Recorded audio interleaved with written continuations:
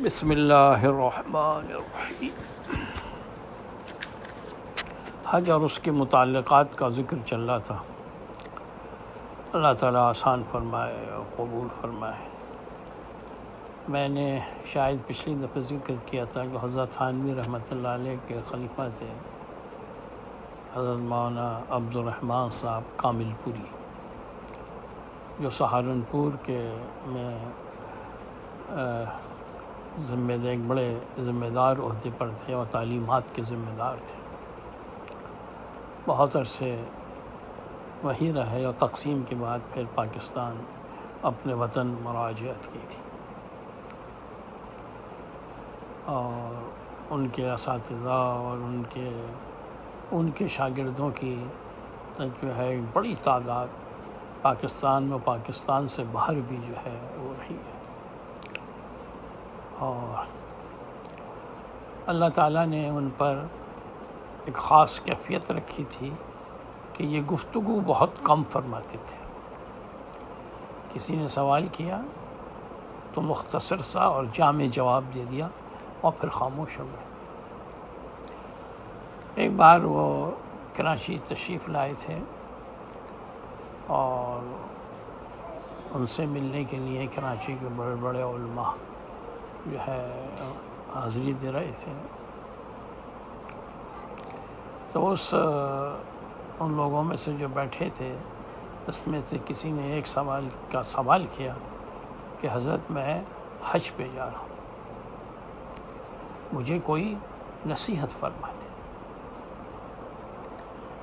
تو اس پر حضرت نے کا سکوت ٹوٹا اور فرمایا ولا فسوق ولا جدال فی الحج، حج میں فسوق اور جدال، لڑائی جھگڑا گالی گلوچ مت کرو، اور بس یہ کہہ کے خاموش ہو۔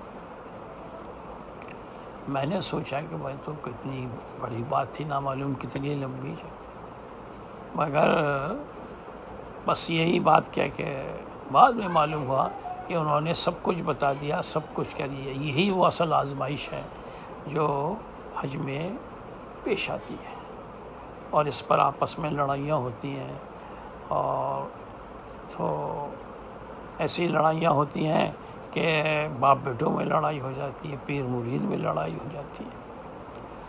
تو حالانکہ پیر مرید کا تعلق باپ بیٹے سے بھی زیادہ سمجھا جاتا ہے۔ بعض تھانوی فرماتے ہیں مگر ہم نے پیر مرید کو بھی لڑتے دیکھا ہے حج میں۔ یاد رکھنا چاہیے کہ گناہوں سے طاعت کا ثواب کم ہو جاتا ہے۔ تو یہ کتنی بڑی نادانی ہے کہ جس ثواب کے لیے روپیہ خرچ کیا اور جان پر مشقت برداشت کی جائے، اس کے ثواب میں ہی دو چار باتوں میں کمی کر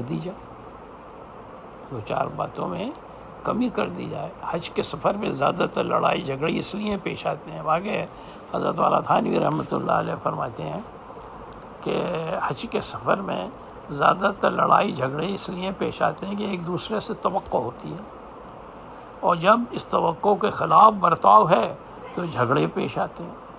اس لیے فقہا نے لکھا ہے کہ سفر حج میں آدمی کسی کو شریک نہ کرے۔ سفر حج میں زاد میں یعنی کھانا پینا اور یہ سامان دوسرا، اس میں کسی کو شریک نہ کرے، اور اس شرکت کی وجہ سے ہر شریک کو دوسرے سے امداد اور راحت رسانی کی توقع ہوتی ہے، اور سفر کی حالت میں بعض دفعہ انسان پوری امداد نہیں کر سکتا، تو اپنی پوری امداد نہیں کر سکتا۔ سفر ہے، سفر میں نہ معلوم کیا کیا دقتیں، کیا کیا پریشانی ہیں، تو دوسرے کی کیا خاک امداد کرے۔ اس لیے ضرورت اس بات کی ہے کہ ہر شخص اپنا سامان اور کھانے پینے کا جدا جدا رکھے، اور انتظام پکانے کا بھی الگ الگ کرے، دوسرے سے کچھ توقع نہ رکھے۔ اس کے بعد اگر کسی سے ذرا بھی راحت پہنچ جائے گی تو اس کی قدر ہوگی، اور نہ پہنچے گی تو شکایت نہ ہوگی۔ بہرحال ان وجوہ سے یہ قصے حج سے پہلے ہی شروع ہو گئے ہیں، اور ان کی اصلاح بہت ضروری ہے۔ خدا تعالیٰ اس کو دفع کرے۔ یہ بھی انہی معاصی میں سے ہے جو حج سے پہلے ہوتے ہیں۔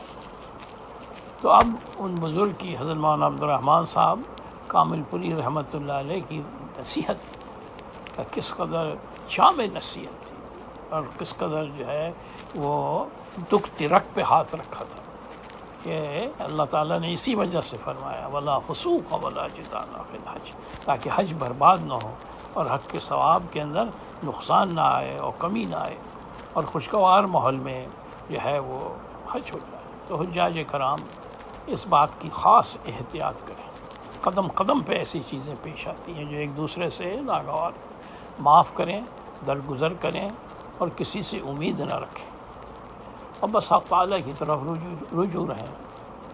اللہ تعالیٰ ان نصیحتوں پر عمل کی مجھے بھی اور آپ کو سارے حجاج کرام کو توفیق عطا فرمائیں تاکہ ہمارا حج مبرور نصیب ہو اور ہمیں حج مبرور کے فضائل و برکات حاصل ہو۔ آمین یا رب العالمین۔